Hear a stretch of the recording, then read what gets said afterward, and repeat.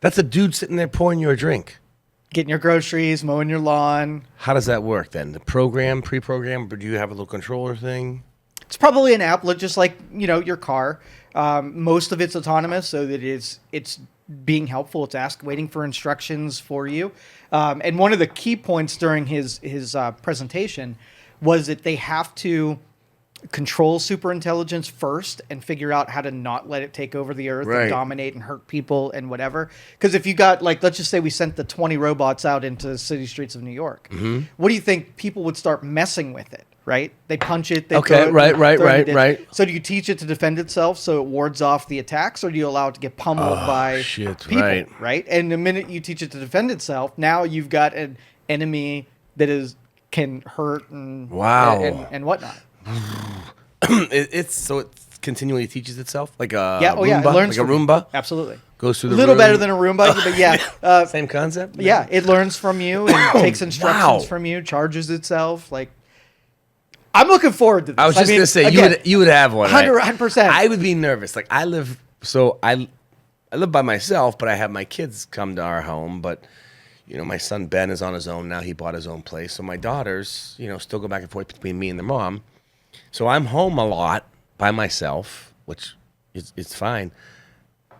I think it'd be weird if I came home and the robot dude was sitting on the couch saying, "Hi, Brian." Yeah, like, and you're home. The house is cleaned. It's never been in better position. Your laundry's freaking done. The grass is mowed. All it cost you was $30,000. That's not bad. And you have someone to discuss things with you. They won't argue with you. They'll just. Are you sure they won't argue? They can just do what I want. They're not gonna yell at me if I go play golf.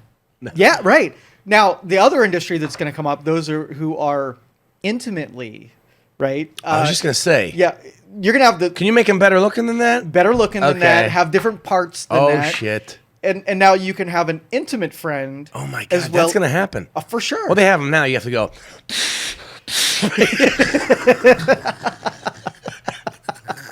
You have to self-inflate them now. I think you do. So this is the version that might have some silicone. That is unbelievable.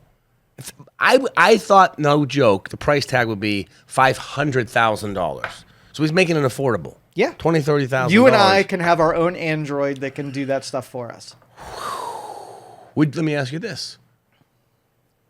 Would you name it like a pet, or do you think it comes with a name? Because that's a big thing. It has a personality. And I can never say this word. Anthropomorphize. Okay, anthropomorphize. Yeah, that's where we take objects and we give them human. Oh, okay, yeah, right. Okay. Or we kind of make them into humans. So yes, we will name them. We'll include them in our families. So we'll name them. Absolutely. Joe, Bob. Yeah. Whatever. Okay. They won't come prepackaged with the name. This is very interesting. Can they cognitize? Can they feel emotion? Can they cry? I mean, they can't cry obviously, but can they? Or does that have to all be taught? It could all be taught. Like if I come home and I'm sad, well, say, Brian. But can it like that's so like the human being can sense it? I can look at you. The thing is that in order for them to get accepted by humans, they have to give them qualities that allow you to connect to them, right? Mm-hmm. So that if it's something that was emotionless, that couldn't give you a compliment or couldn't, when you're crying, come over and pat you on the back and tell you that you're pretty. I mean, we won't accept them as useful. So I guarantee that even if it would be simulated empathy, right? But it would still be empathy. Would I have to tell it, though, I need that, or will it know that I need that? Once it gets to know you, yeah, just like your car knows when you go to work and put GPS on your work address, right? It watches repetitions and it watches how people behave. Like if I'm on a street and I swerve away from a pothole, mm-hmm. right? If the car didn't know that I swerve away from potholes, it does so after it's watched me swerve away from potholes 20 times. So that learning thing, there's going to be some stuff that they can teach that's universal and some stuff that applies just to you. So that if it's just like a parrot. Like if you swear a bunch around a parrot, the parrot swears, then you could make a true asshole in your Android into an asshole. Jeez, oh Pete, that's unbelievable. I'm blown away. I mean, I knew that you knew it was coming, but and the second thing is the stairs. Can they do stairs? They can do stairs. They can. Okay. It was during this event that they had. It was doing all of the jobs. So the bartenders were all Android. They were mixing drinks and whatever, and they were fraternizing with the people in the audience as well. It was really cool. Can you hear their voice? I didn't hear any of the voices. I don't know if it's audible yet. Yeah, I'm wondering if it's like a like a computer hello, sounding. Joe. Yeah, Right. Or is it hello, Joe? Which it should be like that because the GPS on the thing. You know, I had a small affair with my GPS lady one time. It's going to be a great freaking Australian. Alexa's She voice. had a great Australian accent. I was like, God, you're hot. Optimus, what's the weather like today? Joe, it's going to be beautiful. Right. Yeah, it's got to be that. They could do that. 100%. Okay. That's already done. Wow. The second product they released was a robo-taxi. And it's a car, no pedals, has a screen in it, no steering wheel. You get in, hit where you want to go, just takes Boom. you there. Wow. Right. And I mean, this makes sense. Like when you look at how less we really don't use our cars most of the time. The average travel time per day is 20 miles, right? Okay. Out of a 24-hour day, we're only using our car for Here and there, maybe an hour, 22 miles right? here. It sits Yeah, in a parking yeah, lot, yeah, sits yeah, in our yeah. garage most of the time.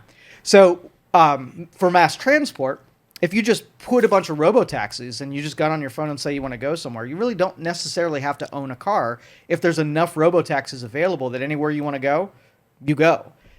And the your car, when you're not using it, can wander away from you and give other people rides and then return back to you. So it could almost be an employee. Oh where my people are paying for gosh. rides. Yeah. Jeez. Joe, you're loving this. Joe's This going is nuts. He's Super like, "Holy Bowl. shit, This is great." Joe's Super Bowl. Oh, I love it. But I don't like other people touching my stuff anyway. So it's like other people being in my car and their grossness Right, and it's their like an germs Airbnb. and I don't think I'd whatever. ever do I it. probably wouldn't let mine wander off and do anything You like wouldn't. this. I'm just waiting for the day where I walk in and do our show, and there's an Android Optimus sitting right here, and it takes over my job. Yeah, What happens if it takes over Brian, my you've job? been Joe, replaced by it's gonna be Broptimus. The Joe and Broptimus show.